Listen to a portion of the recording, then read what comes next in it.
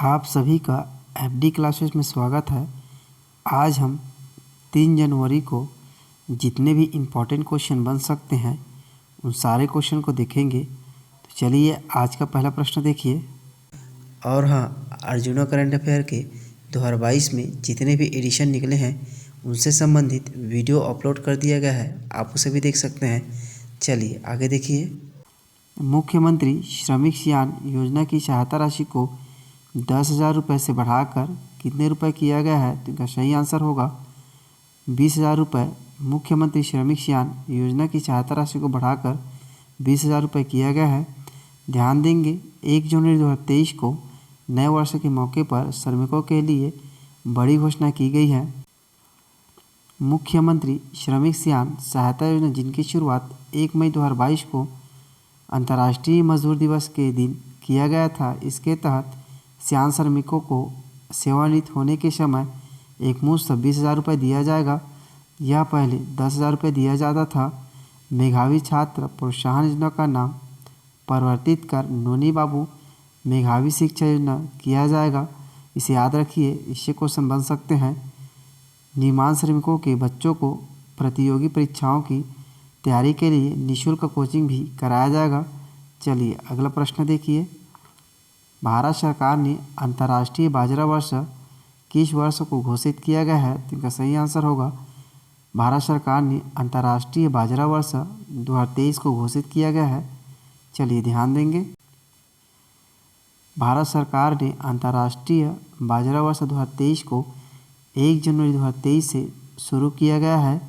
भारत सरकार ने अंतर्राष्ट्रीय बाजरा वर्ष 2023 के प्रस्ताव को प्रायोजित किया, जिसे संयुक्त राष्ट्र महासभा ने स्वीकार कर लिया।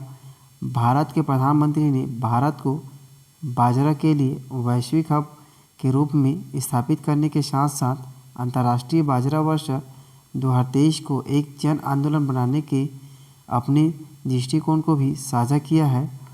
बाजरा भारत में उगाई जाने वाली पहली फसलों में से एक थी। चलिए अगला प्रश्न है। मुख्यमंत्री नोनी सशक्तिकरण योजना के तहत पात्र श्रमिक परिवार की प्रथम 2 अविवाहित बेटियों को कितने रुपए आर्थिक सहायता दी जाएगी? तो इनका सही आंसर होगा प्रत्येक को दोनों बेटियों को 20,000 रुपये आर्थिक सहायता दी जाएगी। चलिए ध्यान देंगे, इनका संचालन राज्य श्रम विभाग द्वारा किया जाता है। इसे 1 मई 2022 को मजदूर दिवस के मौके पर प्रारंभ किया गया है।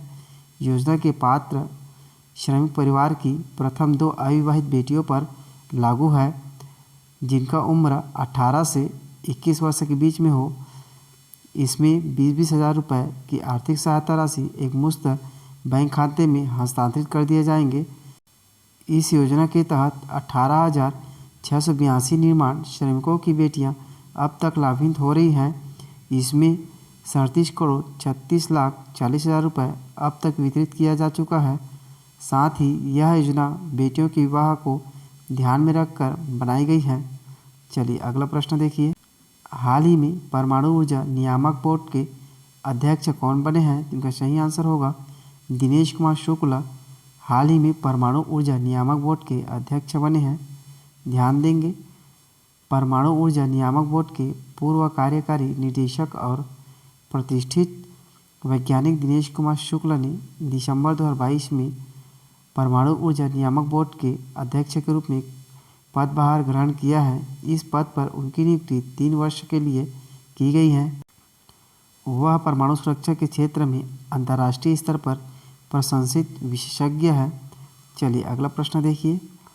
प्रदेश में मकरभंजा जलप्रपात कहाँ स्थित है? तो इसका सही आंसर है प्रदेश में जसपुर जिला में मकरभंजा जलप्रपात स्थित है। ध्यान देंगे, करीब 80 फीट की ऊंचाई पर बगीचा विकासखंड के ग्राम पंचायत महनई के मकरभंजा जलप्रपात स्थित है। इस खूबसूरत झरने को लोग पर्यटन के रूप में जान सके, इसलिए इस वर्ष गांव की महिला सरपंच ने नए साल पर यहां मेला लगवाया है। चलिए अगला प्रश्न देखिए।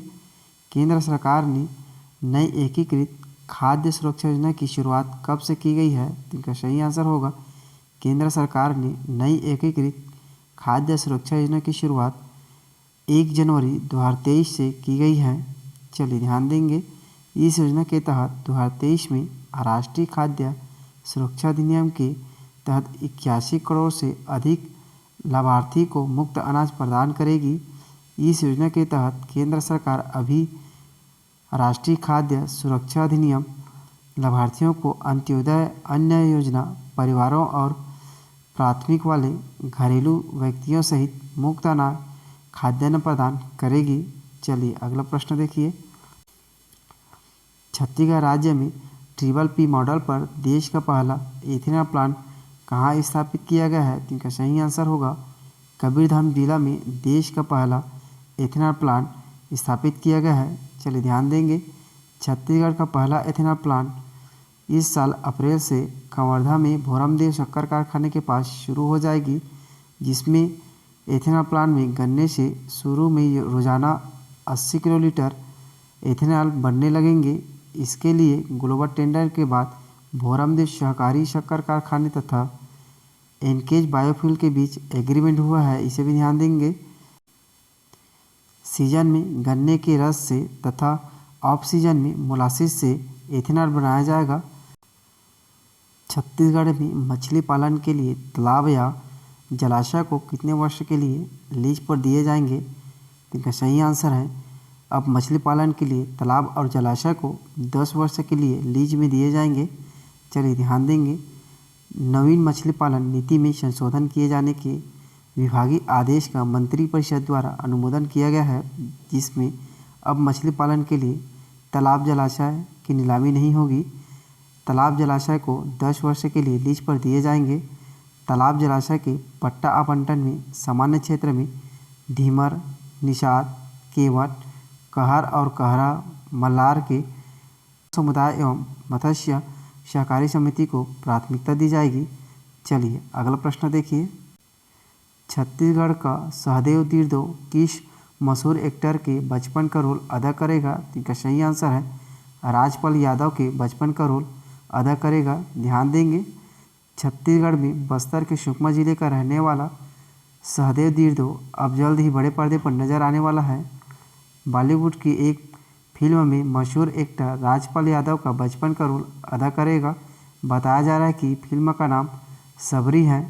चलिए अगला प्रश्न देखिए, पिछले वीडियो में हमने आपसे प्रश्न पूछा था कि प्रदेश में फोर्टिफाइड राइस को पायलट प्रोजेक्ट के तौर पर इसका वितरण किस जिले से प्रारंभ किया गया है? इनका सही आंसर होगा कोंडागांव जिले से प्रारंभ किया गया है। अब आपके लिए आज का प्रश्न भी देख लीजिए, हाल ही में किसने छठी बार इजराइल के प्रधानमंत्री के रूप में शपथ ली है? इनका सही आंसर आप कमेंट बॉक्स में ज़रूर दीजिए।